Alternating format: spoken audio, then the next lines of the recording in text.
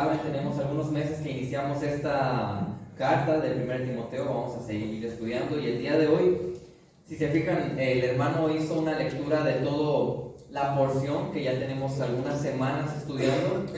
No vamos a estudiar toda esa porción porque ya estamos en la parte final, pero nada más quería enfatizarles cuál es el tema principal que está abordando Pablo justamente en esa porción del pasaje.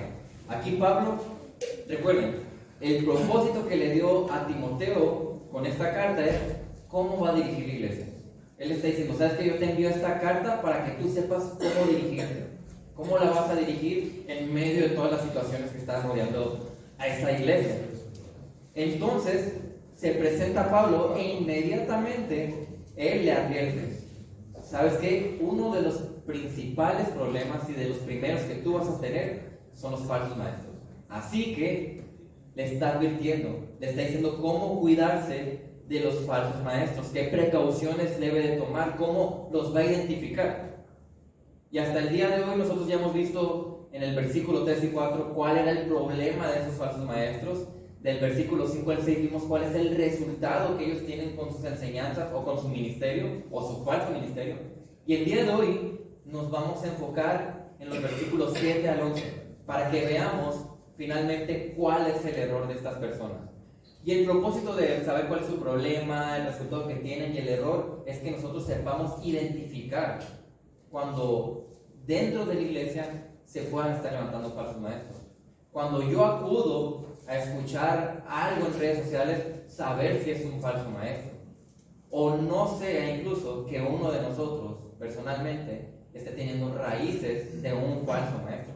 Y con esto es que lo podemos prevenir. Así que veíamos el problema que habían tenido ellos, que era básicamente, se desviaron de la palabra de Dios y sus enseñanzas, en lugar de promover la unidad y la gloria del Señor, era división y distracción. ¿Su resultado cuál era? Para nada tener amor bíblico. Aunque decíamos, muy posiblemente ellos hablaban de un amor muy bonito, de que hay que perdonarlo todo y Dios es amor y toda esta falsa idea del mundo sobre cómo es Dios amoroso. Pero no un amor bíblico, no es eso lo que están enseñando. Además de que sus enseñanzas no tenían carnita, no tenían sustancia bíblica, no era una interpretación que iba a lograr que las personas entendieran aspectos de su pecado, aspectos de su vida, cambios que tenían que hacer. Y finalmente, el día de hoy tenemos el error, que lo vamos a ver de estas dos maneras. La falta de discernimiento que ellos tenían era parte de sus errores y las enseñanzas sin sustancia que ellos estaban predicando, que ellos estaban enseñando, del versículo 8 al 11. Y antes de iniciar, quiero solamente platicarles algo que estaba sucediendo durante la semana. Los viernes a veces nos reunimos unos varones a estudiar algo de teología y mientras platicábamos acerca de ciertos temas, estábamos hablando sobre la importancia de conocer a Dios. Porque cuando uno se acerca a la teología, si uno tiene una idea equivocada de Dios, puede incluso caer en idolatría. Así de grave es. Entonces estamos hablando que es bien importante conocer a Dios, pero hay una diferencia entre conocer acerca de Dios y conocer a Dios. Decimos, bueno, pero entonces, ¿cuál es la diferencia? ¿O cómo puedo cambiar yo el conocer acerca de Dios, transformarlo en conocer a Dios? Bueno, primero que nada, conocer acerca de Dios puede ser cualquier serie de datos, de información que tú tengas de la Biblia, y cualquier persona conoce cosas acerca de Dios. Eso es normal en el mundo entero. Pero eso no significa que conozcan al Dios verdadero. Y si nosotros decimos, bueno, pero con su vida nosotros vemos que conocen a Dios, claro, ese es el resultado. Pero ¿cómo llegó de conocer acerca de Dios a conocer a Dios? ¿Dónde está ese eslabón perdido? Pues, ¿qué pasa en medio? ¿Qué tenemos que hacer para conocer a Dios nosotros? Y estábamos citando a un buen teólogo, J.I. Packer, que él básicamente estaba concluyendo que la meditación de la palabra, la buena meditación de la palabra, era una manera en la que uno va a estudiar y acercarse más a Dios para entonces conocerle. No es lo mismo que me platiquen acerca de una persona a que yo de verdad tengo una relación con ella, y eso es por medio de la meditación. Y vean lo que dice este varón. Dice, ¿qué es meditar? Bueno, es la actividad del pensar consagrado que se realiza conscientemente en la presencia de Dios, a la vista de Dios, con la ayuda de Dios y como medio de comunión con Dios. Tiene como fin aclarar la visión mental y espiritual que tenemos de Dios y permitir que la verdad de la misma haga un impacto pleno y apropiado sobre la mente y el corazón. Se trata de un modo de hablar consigo mismo sobre Dios y uno mismo. Más aún, con frecuencia consiste en discutir con uno mismo para adquirir una clara aprehensión del poder y la gracia de Dios. Así que, si nosotros queremos conocer a Dios, tenemos que pasar por un proceso en el cual nosotros nos acercamos a la Biblia, meditamos sobre las verdades que están aquí, estudiamos sobre esas verdades, buscamos la correcta interpretación para entonces ahora sí aplicarlas. Y ese es un proceso en el que vamos a estar todas nuestras vidas. Pero por eso dice, a veces vamos a discutir con nosotros mismos. Yo no siempre voy a estar de acuerdo con esta verdad. Pero ¿qué hace su palabra? Su palabra va a romper mi cultura, va a romper mi educación, va a romper mis ideas para que yo adquiera una cosmovisión bíblica. Y que mi manera de ver la vida sea cada vez más y más bíblica. ¿Por qué menciono todo esto? Porque los falsos maestros no tienen esto. Y los falsos maestros no te están impulsando a este tipo de cosas. Porque los falsos maestros habitualmente, primero que nada, no quieren que su gente sepa tanto. Porque se vuelven rivales. Los falsos maestros están rivalizando, ellos quieren su lugar. Además de que ellos no tienen el discernimiento para llegar a este punto. Ese es su gran problema. Ellos no disciernen la palabra. Y muchas veces no la disciernen porque ni siquiera son creyentes. Y el problema es que los falsos maestros surgen de dentro de la iglesia. O sea que en un futuro, si esta iglesia crece, hay posibilidad que de entre los maestros que hay aquí, alguno o algunos puedan ser falsos. Y nosotros tenemos que estar preparados con lo que dice aquí en 1 Timoteo para tratar esa situación. En diferentes maneras, ¿no? Porque cada caso es específico. Así que veamos esta tarde esta porción de la palabra y comencemos con el primer punto, que es la falta de discernimiento de la palabra que ellos tenían. Vean lo que dice el versículo 7. Quieren ser maestros de la ley, aunque no saben lo que dicen, ni entienden las cosas acerca de las cuales hacen declaraciones categóricas. Una falta de discernimiento de la palabra. El primer error es bien evidente, porque en su vivir, en su actuar, en su mover, los falsos están demostrando que no están discerniendo, que no están entendiendo, que no distinguen realmente qué es lo que quiere Dios y qué es lo que no quiere. Ellos no pueden interpretar correctamente. Y esto se debe a su motivación. Porque ¿qué dice acerca de ellos? Quieren ser maestros de la ley. Ellos están enfocados no en glorificar a Dios, no en el corazón de las personas, no en ser precisos, sino que ellos quieren ser maestros. ¿Qué significa? Su deseo está en ¿qué? En la posición, en dirigir, en ser vistos. Está en un lugar de prominencia, lejos de la pasión por Dios, de conocerle, de obedecerlo, de amor por la gente. No, ellos quieren ser maestros. Ese es su enfoque. Y esto nos muestra que más que nada ellos querían prestigio y reconocimiento. Es lo que quieren los falsos. Y eso no debió haber sido algo nuevo para Timoteo, porque incluso Jesús, ya hablando sobre los falsos, mencionaba estas mismas características. Vean, Mateo 23, 5 al 7, sino que hacen todas sus obras para ser vistos por los hombres, pues agradan sus filacterías y alargan los adornos de sus mantos, aman el lugar de honor en los banquetes y los primeros asientos en las sinagogas, y los saludos respetuosos en las plazas, y ser llamados por los hombres rabí, que los llamaran maestro. Al día de hoy, tristemente, hay, digamos que muchas corrientes cristianas y no cristianas donde se está dando mucho valor a los títulos, mucho peso a los títulos. Entonces ahora las personas quieren que los llamen por aquellas credenciales que ellos tienen. No, llámame pastor plantador, o llámame el pastor principal, o llámame el pastor titular, o dime doctor porque hice un doctorado en ministerio y tal cosa. ese tipo de detalles en las personas solamente demuestra algo. Es precisamente como les pasaba a ellos. Les encanta que les llamen rabí, con respeto en frente de las personas. Su evidente motivación es totalmente contraria a la motivación que la Biblia dice que deben de tener los maestros verdaderos. Y esto se debe desarrollar por medio del conocimiento de la palabra. Cuando uno conoce la palabra, entiende que el maestro es un instrumento solamente. Solo es un instrumento, no es un protagonista en la iglesia. Vean lo que dice Santiago 3:1. Hermanos míos, que no se hagan maestros muchos de ustedes, sabiendo que recibiremos un juicio más severo. ¿Y a qué se debe que va a haber un juicio más severo para los maestros? Pues es precisamente porque ellos están hablando de parte de Dios. Y si Dios ha dicho algo en su palabra y el maestro no dice exactamente lo que el Señor quiere, ellos van en contra de la palabra de Dios. Por eso dice, va a haber un juicio más severo. Se tienen que preparar. Tienen que estar seguros de que Dios realmente está diciendo eso.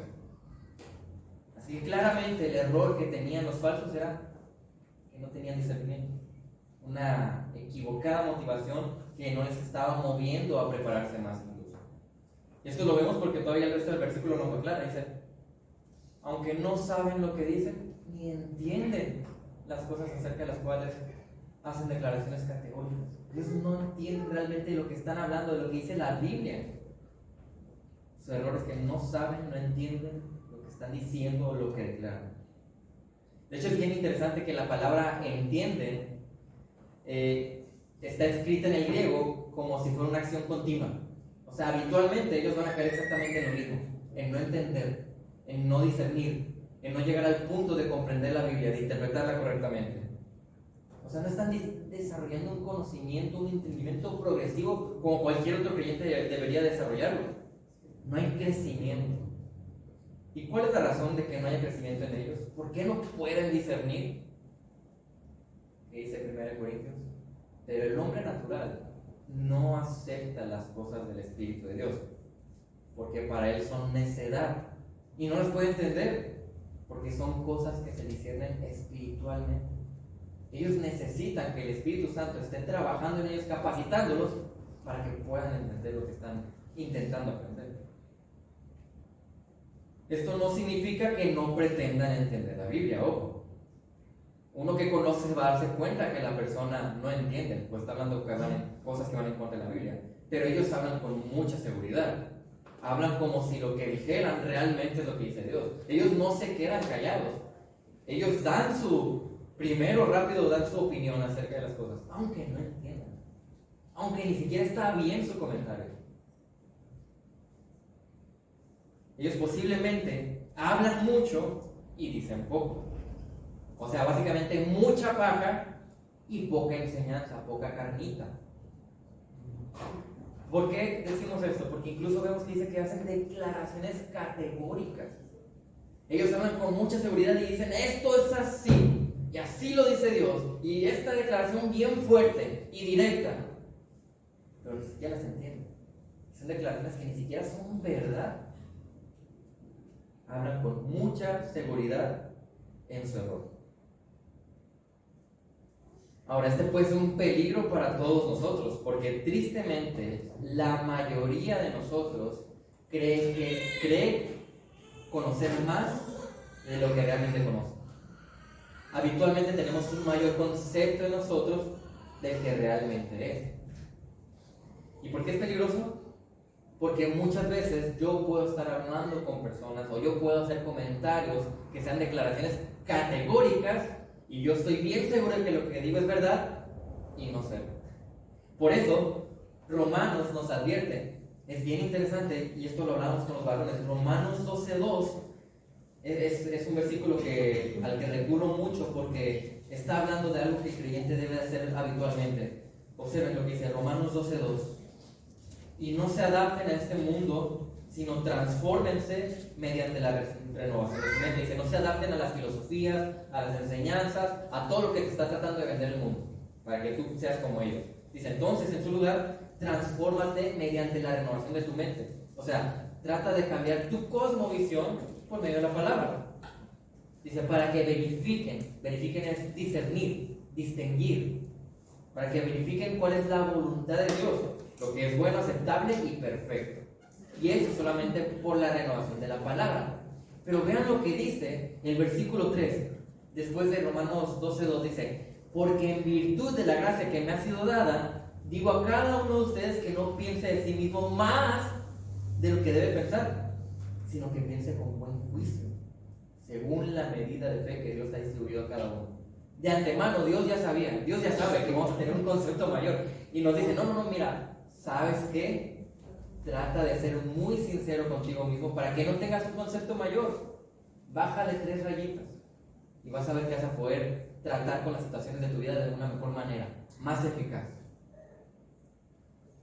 Ahora, no solamente corremos el peligro, ¿no?, de que nosotros creamos que conocemos mucho y hacer declaraciones categóricas. Además, corremos nosotros el peligro de ser engañados por aquellos que hablan con mucha seguridad de algo.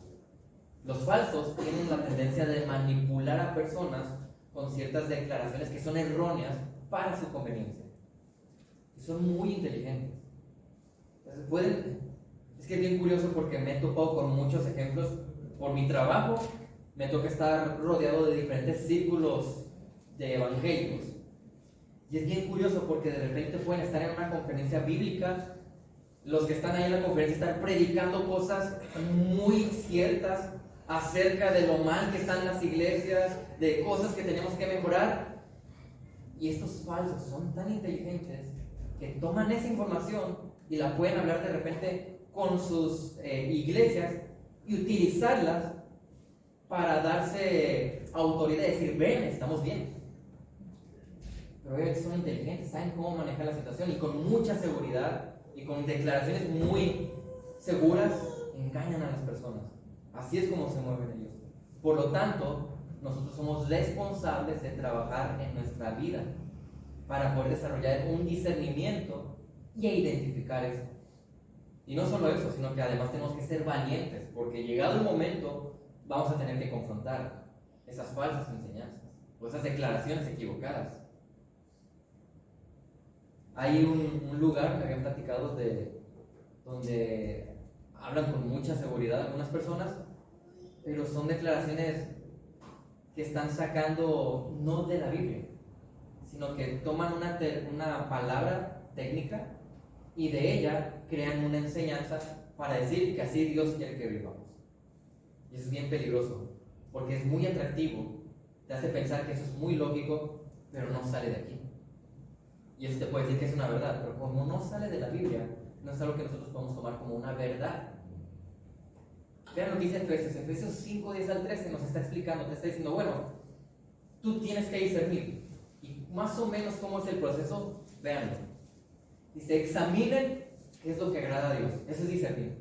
Examinar qué es lo que agrada a Dios. Tenemos que conocer qué agrada a Dios. ¿Cómo lo voy a hacer? Pues, buscando qué es lo que me dice en su palabra. No hay de otra manera más que examinar esto. Entonces, examinen qué es lo que agrada a Dios. Pero para discernir, yo tengo que tener una vida que se está despojando del pecado, que está caminando en pos de la santidad. Por eso dice en el versículo 11, y no participen en las obras estériles de las tinieblas, sino más bien desenmascárenlas. Porque es vergonzoso aún hablar de las cosas que ellos hacen en secreto, aquellos pecados que no quieren revelar. Yo no voy a poder empezar a discernir y estar en este proceso de crecimiento si antes no estoy desechando el pecado. Pero continúa. Pero todas las cosas se hacen visibles cuando son expuestas por la luz. Pues todo lo que se hace visible es luz. O sea, necesitamos discernir por medio de hacer un filtro con la palabra del Señor, para que yo identifique que las decisiones que yo estoy tomando en mi vida, que el entendimiento que estoy buscando de la palabra sea el correcto. Eso no lo estaban haciendo los falsos. Y un gran problema de los falsos, algo que ustedes van a poder identificar, es que muchos de ellos no están tan preocupados por el estudio de la palabra.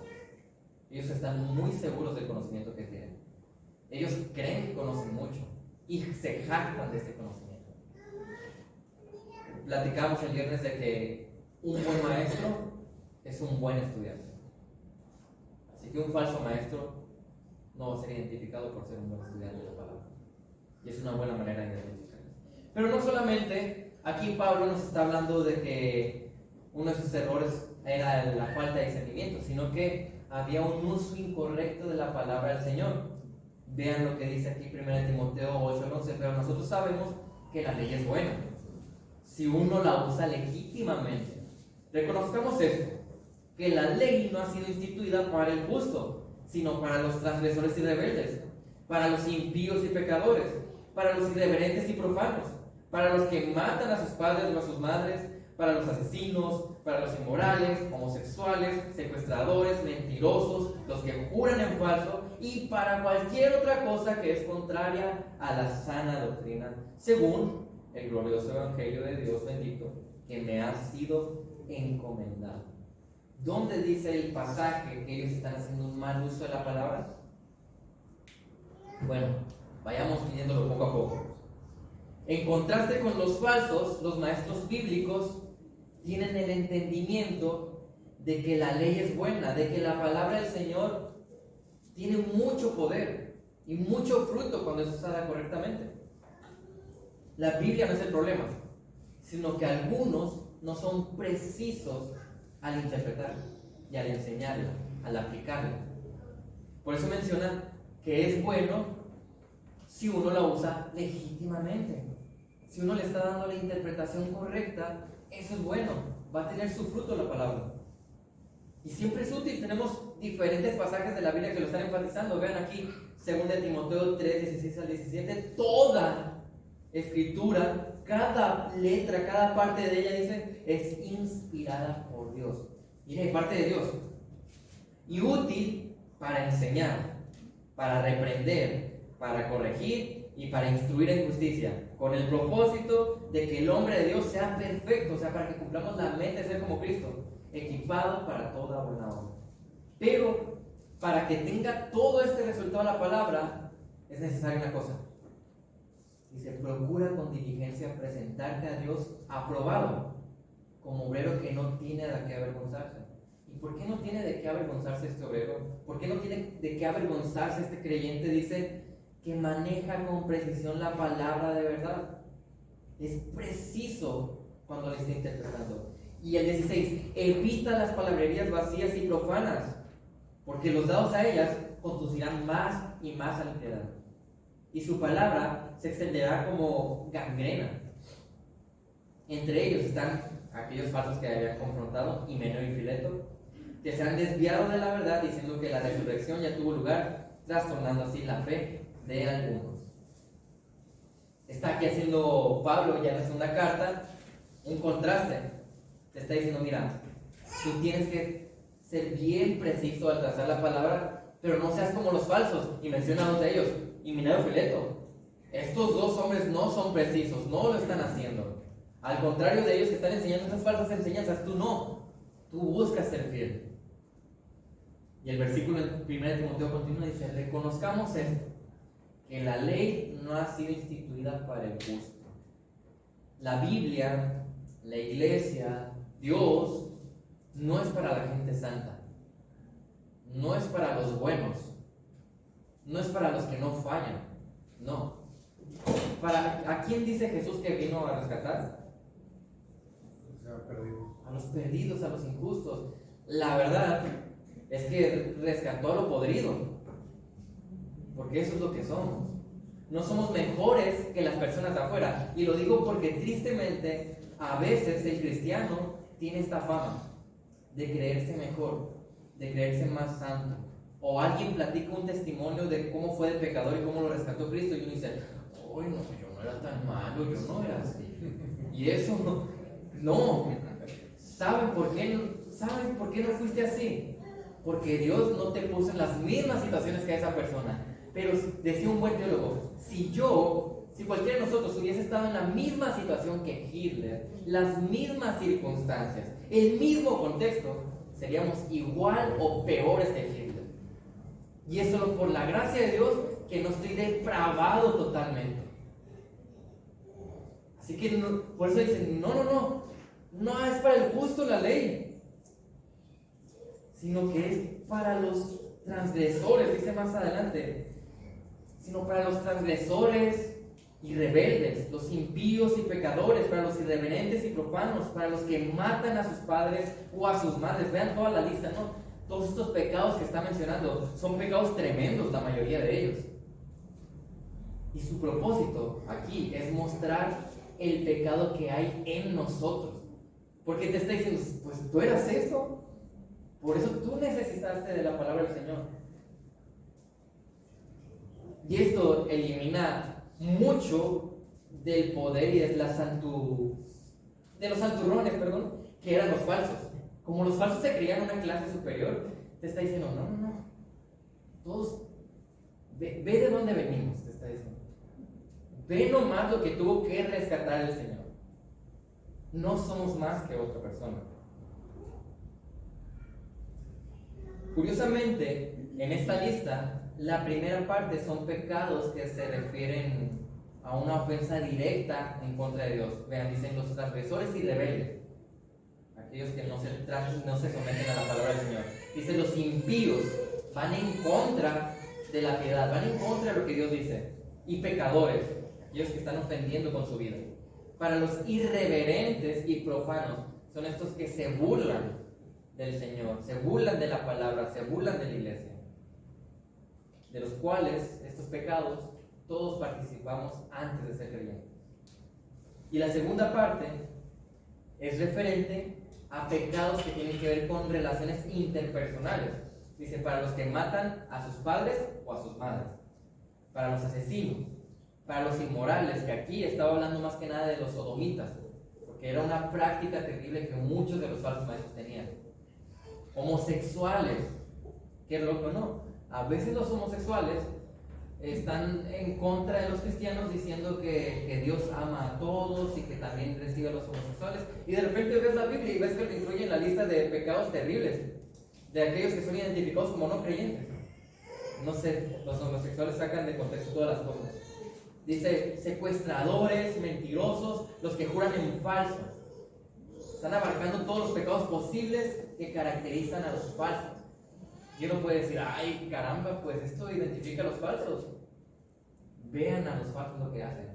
Hubo un varón que se hizo muy famoso hace unos 10 años, que era apologista. Y ya desde ahí uno se empieza a dar cuenta que hay que tener cuidado. No era pastor, era apologista. Y no tenía una iglesia, iba a conferencias y debatía. Y ya desde ahí uno como que dice, bueno, cuidadito con este varón. Tenía un ministerio a su nombre. El ministerio se llamaba como él se llamaba, Rabbi Zacharias, creo que se pronuncia. Y uno dice, bueno, pues ¿qué tiene de malo este hombre? Se murió. Y todos, wow, qué triste, se murió este varón. Y al rato le sacan los trapitos al sol. Resulta que él tenía diferentes negocios dentro de su ministerio, donde él estaba participando de cosas como los sodomitas, cosas inmorales, cosas homosexuales. Estaba participando de todo esto con sus ministerios. Ven el peligro que son los falsos. Y la gente lo tenía muy alta estima. No, hablaban de él como aguas, excelente apologista. Qué bien engañó a las personas. Como Judas, ¿no? Que nadie creía que iba a traicionar a Jesús. Pero vean, quiero que presten atención en cómo termina el versículo 10, porque está equiparando la última parte del versículo 10 con este tipo de pecados. Dice, y para cualquier otra cosa que es contraria a la sana doctrina.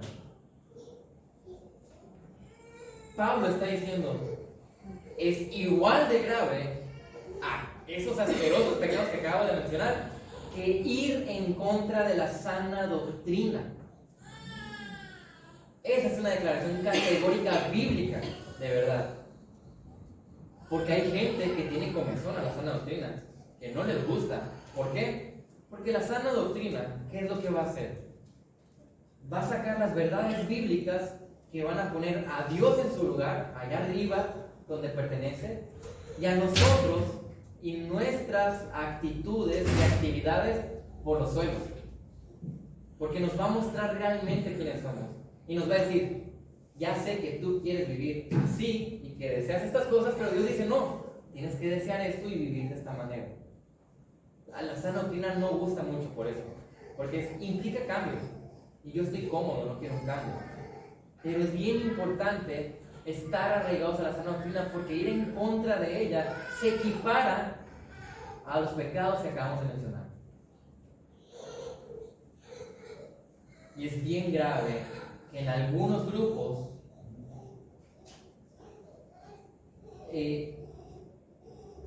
ellos con sus doctrinas erróneas están participando de algo que ofende tanto a Dios como la homosexualidad, o el asesinato, o el secuestro, o las mentiras. ¿Qué significa entonces esta enseñanza para nosotros? ¿A qué nos debe de mover o motivar? Eso significa que somos sumamente responsables, cada uno de nosotros, primero, de buscar estar en una iglesia que esté lo más cercana posible a la doctrina bíblica, a la sana doctrina, a una enseñanza que es extraída de la palabra y que sus aplicaciones son bíblicas también. Porque una iglesia que tiene el nombre iglesia bíblica no la hace bíblica. Eso es importante entenderlo. Y sobre todo, entonces, yo tengo que vivir a la luz de la sana doctrina. Yo no puedo solamente ir a una iglesia con sana doctrina y decir que ya con eso estoy cumpliendo y que con eso está todo bien. Ahora mi responsabilidad, después de haber escuchado la verdad, es vivir a la luz de esa verdad y empezar a aplicar todo eso en la vida diaria, en las diferentes áreas en las que yo me estoy enfrentando al pecado, a la tentación. El contraste que está aquí pintando Pablo nos habla de lo gravísimo que era que los falsos estuvieran enseñando, porque ellos iban en contra de la sana doctrina, y eso era lo que la iglesia estaba recibiendo.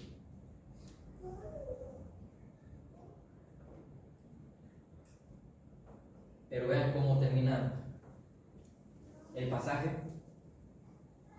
Según el glorioso evangelio de Dios bendito que me ha sido encomendado. O sea, según la palabra, todo eso que se acaba de decir es verdad. Según la Biblia, los falsos tienen esas actitudes y la falsa doctrina es vista por Dios de una forma repugnante. Eso es lo que está diciendo con esto. Pablo culmina con ponerle la cereza al pastel para decir, mira, con toda la autoridad del Señor te estoy diciendo que esto es verdad, porque según el glorioso evangelio del Dios bendito, esto es lo que he venido a decirte, a enseñarte a ti, Timoteo. Es bien triste ver cómo los falsos maestros tienen prominencia, tienen reflectores, tienen mucha influencia en las personas.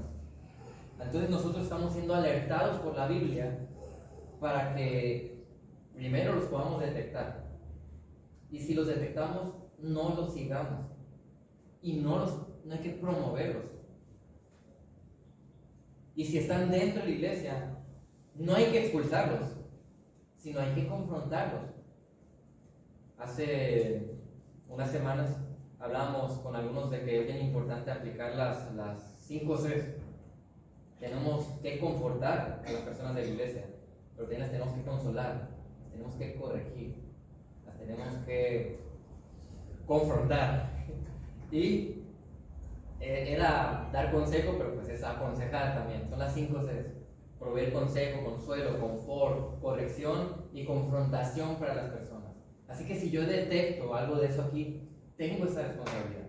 Cualquier miembro de la iglesia tiene esa responsabilidad, aunque sea el pastor o uno de los pastores. Esa es la responsabilidad de la membresía. Y ojo, porque esto no solamente se va a ver en varones. Hay mujeres que pueden estar funcionando como falsas maestras. He visto el potencial que tienen las mujeres para hacer crecer una iglesia y para destruirla, tristemente. Porque a veces, yo creo que tiene que ver mucho con la cultura mexicana. Venía platicando con Abby de que me decía, ¿por qué el mexicano no sobresale en nada? De repente vemos los deportes y somos malos en fútbol, somos malos en básquetbol, somos malos, no tenemos tan buenos músicos, Y hacemos una lista. ¿En qué sobresalimos aparte de dar los trancazos? ¿En qué otra cosa somos buenos? y yo le decía, mira, yo creo que tristemente la cultura mexicana tiene una tendencia a la mediocridad. Y por eso México a veces no está avanzando tanto en ciertas áreas, porque arrastramos algo de mediocridad, por la cultura, por las ideas, por muchas otras cosas. Bueno, las mujeres en México pareciera que están resurgiendo en contra de la mediocridad que el hombre normalmente tiene. Y de repente las mujeres empiezan a mover mucho más todas las cosas, la economía, las empresas y todo. Los últimos lugares donde yo trabajé, siempre tuve jefas. Estuve como gerente de un restaurante, la dueña era una mujer, era mi jefa. Estuve como auxiliar y trabajando en un museo, la directora era una mujer. Estuve como jefe de un departamento, la directora de ese departamento era otra mujer. Estuve trabajando como auditor, mi jefa era una mujer. Entonces empezamos a ver que las mujeres tienen un poco, a lo mejor más de iniciativa, ¿no? O más dedicación a hacer las cosas. Y no lo digo nomás porque sí, lo veía incluso en el salón de clases. ¿Quiénes eran los más flojos, los que más mal hacían los trabajos? Normalmente, no voy a generalizar, los hombres. Y las mujeres, bonitos trabajos, coloridos y en tiempo. ¿Por qué me lo menciono de esta manera? Porque las mujeres de repente, tú los ves en las iglesias y ves la femenil y está súper mega estructurada que la directora, la tesorera, la maestra tal, ahí. Y acá con los varones nada más de repente, oye, ¿qué onda? ¿Una carne asada? ¿Quién la hace? Dice, 2 días antes de que sea la carne asada, no, pues no hay nadie, no, pues tú y yo nos la aventamos.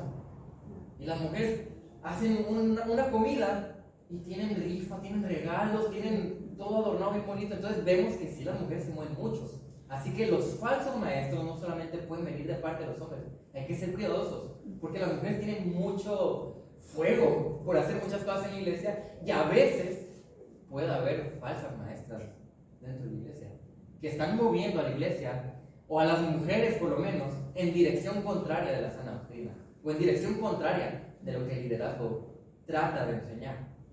Por eso también tenemos que estar muy alerta. Mujeres, cuidado también ustedes. O sea, que puedan caer en algo como eso. Y podemos escuchar todo esto y leer este pasaje y decir, pues qué feo es la iglesia. Qué feo es estar dentro de una congregación. No es feo.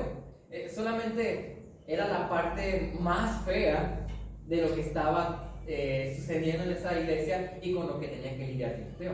Porque no es algo que esté pasando el día de hoy aquí, esperemos. No es algo que esté pasando, entonces es algo que puede pasar y que tratamos de prevenir. Porque ¿qué hizo el diablo? Cuando la iglesia inició, el diablo dice, ¿cómo destruyó la iglesia? Persecución. El gobierno empezó a intentar matar a los cristianos. Y los cristianos que hicieron, se dispersaron. Y entonces el evangelio se expandió y empezó a surgir muchas iglesias y creció el evangelio y creció el cristianismo. Entonces el diablo dice, ay no, la regué. Posiblemente dijo eso, me imagino. Y luego, bueno, si no es por fuera, ¿cómo los destruyo? Bueno, pues por dentro. Entonces empiezan a surgir los falsos maestros y tú te das cuenta en el Nuevo Testamento, las primeras cartas hablan mucho de cuidado y la persecución y de repente, al final de sus cartas, Pablo, Pedro, Juan, aún Judas, empiezan a hablar del problema en común. Y los falsos maestros, cuídense, ya nos vamos a morir, ustedes mantengan la sana doctrina. Era el problema que empezó a surgir ahí en las iglesias, los falsos maestros. Así que es algo con lo que tenemos que estar preparados para lidiar, pero no lo veamos como algo triste o algo malo, no, al contrario, estamos equipados para eso como creyentes. Vean lo que dice aquí, 2 de Pedro 1:3, dice, pues su divino poder nos ha concedido todo cuanto concierne a la vida y a la piedad, mediante, o sea, ¿por medio de qué? El verdadero conocimiento de la sana doctrina. Es el verdadero conocimiento de aquel que nos llamó por su gloria y excelencia. Tenemos todo lo que necesitamos para combatir a los falsos maestros. Pero también este versículo te dice que tienes todo lo necesario para vivir de una manera piadosa, para ser un creyente fiel, para que tú no caigas en hacer declaraciones categóricas equivocadas, para que tú no caigas en ser de mala influencia para los cristianos. Te está diciendo, tú lo tienes todo. Y te está diciendo, no, aquí la Biblia es suficiente. De hecho, ese es un versículo para argumentar la suficiencia de las Escrituras. Porque te está diciendo, es todo. No te está diciendo psicología, filosofía, ni nada de eso. No, lo que necesitas es el verdadero conocimiento. Es la palabra del Señor. Y es eso lo que nos va a dar las herramientas para dirigir a la congregación y para vivir vidas que glorifiquen al Señor. Eso es lo que necesitamos, su palabra. Y es a lo que iba a acudir y estaba utilizando Timoteo para contrarrestar el ataque de los falsos maestros. Vemos que más adelante, al pasar los años, después de que Timoteo recibió esta carta, la iglesia de Éfeso continuó, siguió creciendo y siguió avanzando. Y claro, ya de repente llegamos a los últimos años y la iglesia había crecido tanto, tenía tantos dones, era tan fuerte y firme que tristemente cayeron en una frialdad espiritual. Vean lo que son las cosas. Habían hecho tan bien las cosas que cayeron en una frialdad. Pero vemos que por lo menos cuando Timoteo estuvo ahí, trató con las situaciones. Y Timoteo hizo los cambios necesarios utilizando la palabra del Señor. Así que si yo necesito cambios en mi vida, yo debo de recurrir a la palabra. Y si he de estar atento a los falsos y su error, he de entender que al contrario a lo que ellos hacen, debo de desarrollar discernimiento y de ajustarme o recibir, desear las enseñanzas que tienen carnita, aquellas que de verdad me van a nutrir como creyente.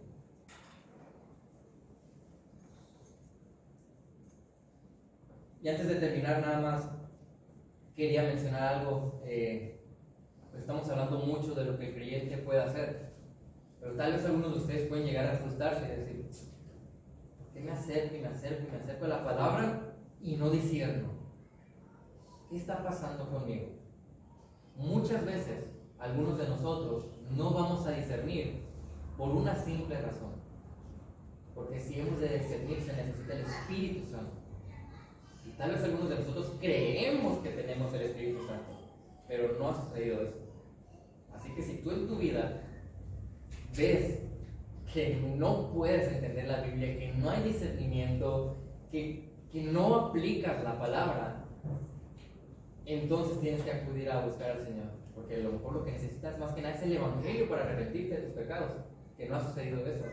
Pastor Antonio platicaba en la mañana que él, tiempo atrás, pues era una persona que se burlaba de Dios, se burlaba de los cristianos, era un patán, pero era un hombre que básicamente era lo contrario a lo que un creyente podría hacer. Pero un día quiso acercarse a la Biblia y conocer a Dios, y leyó la palabra y no la entendió, y le pareció algo absurdo y tonto y la desechó. Al tiempo, otra vez, dijo, bueno, vamos a darle otra oportunidad. La leyó y siguió sin entender y dijo, qué tontería. Pero el Señor seguramente le estaba llamando por todas las cosas que están pasando. Y en otra ocasión, la toma, lee un pasaje de Juan, y de ser un hombre natural que no entendía absolutamente nada de la palabra, llegó a leer Juan y sus ojos fueron abiertos. El Señor lo transformó. Así que si tú ahorita estás en este momento aquí y hay dudas en tu vida, yo creo que es momento de que acudas al Señor, que lo busques y que le pidas iluminación, que le pidas que abra tus ojos para que entiendas las verdades que te van a permitir discernir y que te van a permitir vivir correctamente para la gloria del Señor. Bueno, no sé. Les invito, después de este ánimo, les invito a que oremos para terminar este tiempo. Pero el pastor Antonio se arrepintió y ahora está aclarando. No terminé esta parte de la historia.